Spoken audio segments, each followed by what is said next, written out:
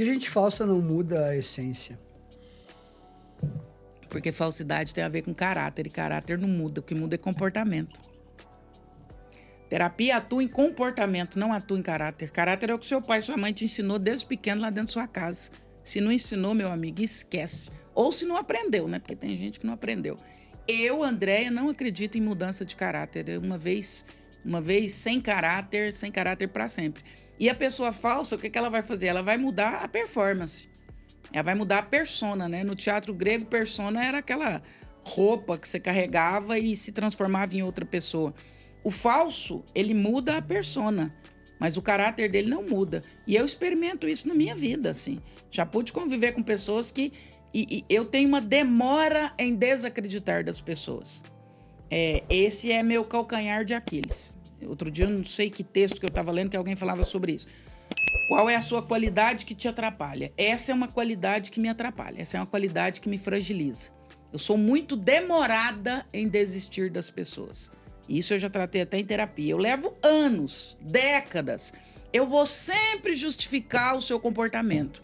Ah, ele não sabia. Ah, é porque ele é doente. Ah, é porque não sei o que lá, não sei o que lá, não sei o que lá. Só que o falso, ele vai só trocando de roupa, até um dia que você tem que desconfiar e cansar de apanhar, né?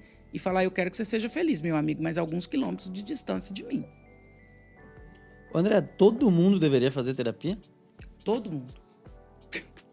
Nós deveríamos nascer com um vale, um ticket de terapia, para fazer terapia. É igual você me perguntar se todo mundo deveria tomar banho ou se todo mundo deveria comer. Eu não ouso dizer que eu não preciso de terapia, porque toda hora surge um BO. Toda hora surge alguma coisa que eu não sei lidar. E eu preciso ter alguém com uma visão de helicóptero para me dizer assim, olha, vai por esse caminho aqui, que esse caminho é melhor. Vocês atuam muito com a área financeira e são consultores financeiros. O cara, às vezes, ele tá lá com maior grana, tá imerso naquilo tudo, mas ele não consegue enxergar os melhores caminhos. E vem um consultor de fora e otimiza, fala, olha, se você fizer isso, isso e isso, você vai ter muito maior rentabilidade. A terapia é esse olhar de helicóptero que vai te ensinar outras possibilidades, vai te dar outras vias. Eu acho condição sine qua non, eu acho imprescindível. Eu acho que todo mundo deveria ter o direito de fazer terapia. E quem que deve fazer terapia com um psicólogo? Quem que deve procurar um psiquiatra? O psiquiatra não faz terapia. Tem vários psiquiatras que fazem psicoterapia, né? Ele faz um atendimento psicoterapêutico. Há uma diferença entre psiquiatra, psicólogo e psicanalista. O psiquiatra vai ouvir a sua demanda para que ele saiba como te medicar. Então, ele vai atuar na sua demanda. Agora, se ele atua como psicoterapeuta, ele não está atuando como psiquiatra. Ele tem duas funções. Ele é psicoterapeuta, e tem mesmo. Tem psiquiatra que especializa em TCC, outros em psicanálise. Então, ele é um psicanalista. Então, ele é um psiquiatra e psicanalista. Mas essa divisão ela é importante. O psiquiatra, ele vai ouvir as suas queixas para que ele entenda qual a química está disfuncional e te medique. O psicólogo atua em comportamento, o psicanalista na raiz do comportamento. Então, o psicólogo vai atuar na folha da árvore, no tronco, no que está acontecendo. Cortar a folha, ver o que está acontecendo, tirar as pragas. O psicanalista vai lá na raiz e entender por que a folha está murchando. Não adianta tirar a folha toda hora, pôr fertilizante, se eu não entendo por que tem lá um problema lá na raiz. Então, o psiquiatra vai medicar, vai ouvir de forma psicoterapêutica para medicar. Ah, mas ele é psiquiatra e psicoterapeuta. Então, ele desenvolveu outra habilidade. E tá tudo certo, isso não é um problema. O psicólogo vai atuar no comportamento, o psicanalista na raiz do comportamento. E como que a pessoa sabe qual profissional procurar? Em geral, quem vai te encaminhar para o psiquiatra é o seu terapeuta, ou o seu psicanalista, ou o seu psicólogo, ou o seu psicoterapeuta. Hoje no Brasil, essa função ela tem várias perspectivas e está tudo bem. Eu acho que tem que ampliar mesmo, eu acho que a concorrência ela é muito saudável. Tem colegas que querem morrer. Para mim, está tudo bem. Eu acho que a concorrência ela é super saudável. Em geral, o psicoterapeuta vai te encaminhar para o psiquiatra quando ele entende que a questão já não perpassa mais por comportamento, mas já é uma questão de disfunção química. Ou um outro médico vai te encaminhar para o psiquiatra. É difícil alguém que fala, eu vou no psiquiatra sozinho. Tem, mas é mais raro. Em geral, você vai por algum encaminhamento. Porque aí você já está falando de uma ciência mais... de uma demanda mais específica. É como ir ao endocrinologista. Alguém tem que te falar, fulano, é hormônio isso aí que você tá passando. Busca um endócrino. É dieta que tá precisando. Aí você já... Ô André, não sei se é uma percepção minha, mas eu queria te perguntar. Efetivamente cresceu muito mais o número de diagnósticos de transtornos de déficit de atenção e hiperatividade do que o número de transtornos efetivos de déficit de atenção e hiperatividade, ou não? Ou efetivamente a sociedade, o mundo fez com que tivesse uma quantidade absurda maior de pessoas com esse transtorno em 2020 vis-à-vis 1990? As duas coisas aconteceram. O nosso contexto de mundo, ele facilita esse tipo de transtorno. Aceleração, ansiedade, informação demais, demanda demais, ambição demais, tudo isso propicia esses transtornos. Esse é um ponto. Os transtornos podem, sim, por conta do contexto, terem aumentado. Agora, existe um segundo ponto, que é toda vez que uma doença aparece no DSM, de repente nós temos uma enxurrada dessa doença. E essa é uma crítica contumaz que eu faço e já passei por problemas em relação a isso e tá tudo bem de novo. Não tenho problema com isso. Existe uma indústria por trás de...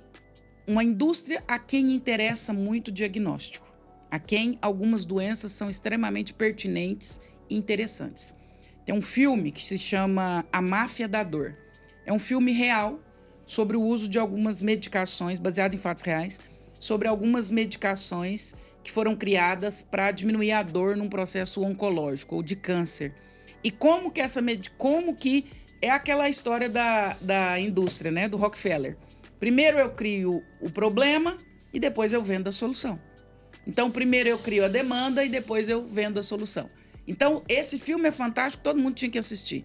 Porque ele mostra a máfia da indústria farmacêutica. Então, a demanda acontece e depois eu vendo a solução da demanda. Então, de repente, nós começamos a acontecer milhares de diagnósticos de TDAH e de transtorno de espectro autista. Eu não sou uma anti-ciência, eu não estou falando contra a ciência. Eu tenho pacientes com transtorno de espectro autista e transtorno de déficit de atenção. É real, existe, precisa ser cuidado e precisa ser medicado. Todos os que dizem que são ou que aparecem com diagnóstico são? Não. Eu já peguei N situações que não eram. Então, a serviço de quê? E outra, para que você tenha um diagnóstico de transtorno de espectro autista, um transtorno de déficit de atenção, é um diagnóstico demorado, porque leva tempo. Eu analiso o software, não é o hardware. Não dá para fazer um exame de imagem, como a pneumonia, que você faz um raio-x e aparece a pneumonia no pulmão. TDAH, TEA, TOD não aparece. Então, é muito mais de percepção do que de imagem ou materializada, enfim. Então, é um diagnóstico demorado. Então, se o seu filho foi no médico e se esse médico saiu aí com esse diagnóstico menos de 3 a 6 meses, rasgue, esqueça. Não é assim que acontece. E isso está a serviço do quê? Estranhamente, são as medicações mais caras da atualidade. Venvance, Atenta e daí para frente. Então, eu tenho aí, até que quebre-se a patente disso tudo, uma indústria que rende milhões com esse tipo de diagnóstico. Quando apareceu quando a Ritalina... A Rita? A Rita, quando ela acontece e ela aparece nos Estados Unidos, no primeiro ano nós tivemos, de um ano para o outro, nós tivemos mais de 200% de aumento de prescrição. Não é possível que surgiu tanta gente assim com transtorno de déficit de atenção e hiperatividade. E aí eu falo com pesquisas, eu falo com dados, eu falo com convivência. E eu falo com pessoas que já recebeu propostas de indústrias para que eu pare de falar sobre isso. Então, eu não devo estar falando besteira. E quais são os riscos de uma pessoa que não tem um transtorno de déficit de atenção se medicar com essas drogas da produtividade, usar a Venvanse para trabalhar mais? Quais são os riscos que essa pessoa corre? Você corre N riscos. Primeiro, os riscos fisiológicos. Porque é como a testosterona. Se você começa a tomar testosterona sem precisar, seu corpo para de produzir, porque ela está vindo de fora. Então, ele entende que ele não precisa mais produzir. Ali eu já tenho uma questão, porque o meu corpo deixa de fazer aquilo de forma natural. Então, se eu começo a tomar alguma medicação para esse tipo de transtorno, o meu corpo começa a mudar a química dele. O nosso corpo funciona por homeostase, em tudo. O corpo sempre busca o equilíbrio. Então, se você bebe vinho todo dia, o seu corpo fala assim, fígado, vamos nos preparar e gerar toxinas para que a gente dê conta desse vinho, haja visto que o vinho agora faz parte do nosso corpo. E aí o fígado começa a produzir toxina para dar conta do vinho, para equilibrar. São toxinas, conteúdo hepatotóxico. Mas tudo bem, o corpo está buscando equilibrar, porque senão ele morre, ele não está preparado para o álcool diariamente. Então ele começa a gerar toxinas para que o meu fígado dê conta. Isso acontece em todos os meus órgãos. Então, de repente, eu tomo lá um Venvance ou qualquer outra coisa dessas linhas aí, para TDAH, para TOD, para transtorno de espectro autista, enfim.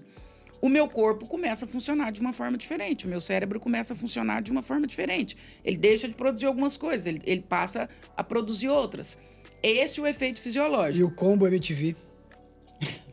Que é o combo? Mounjaro, testosterona e Venvance. É. Esse aí é mortal. Que personal trainer e nutricionista anda prescrevendo. Agora, É meu. outra questão, só para completar a sua pergunta. Primeiro é o dano fisiológico. Toda substância que você coloca no seu corpo vai provocar homeostase para equilibrar. Alguma perda você vai ter, você pode ter certeza. Fisiologicamente dizendo. Agora tem o dano psicológico, porque agora eu crio uma necessidade, uma dependência emocional Não, tu disso. volta a ser o idiota que tu era antes. Esse é o dano. O dano é que você fica viciado no efeito. Sabe que um amigo meu tomou Venvance, né? Ele falou, cara, eu não posso tomar essa droga. Porque, cara, eu simplesmente fiquei parado. Não produzi nada o dia inteiro. Fiquei uma planta. Eu falei, cara, esse é quem tu é normalmente. Tu voltou só a ser quem tu era. Nem o Venvance ajudou, né? Não, porque o Venvance acelerou ele. E aí, quando ele parou, ele voltou a ser o que ele era. Ele falou, meu ué. Deus! É isso, é sobre isso. É sobre isso. É sobre a gente entender quem a gente é e o quanto a gente está disposto a Mas eu acho que, equilibrar com isso. eu acho que o que a Andrea tá falando é que se tu Eu usa sei, sem prescrição eu e sei, para de usar, tu volta para um eu estado sei. pior ao que tu tá. Eu sei, eu só fiz uma provocação.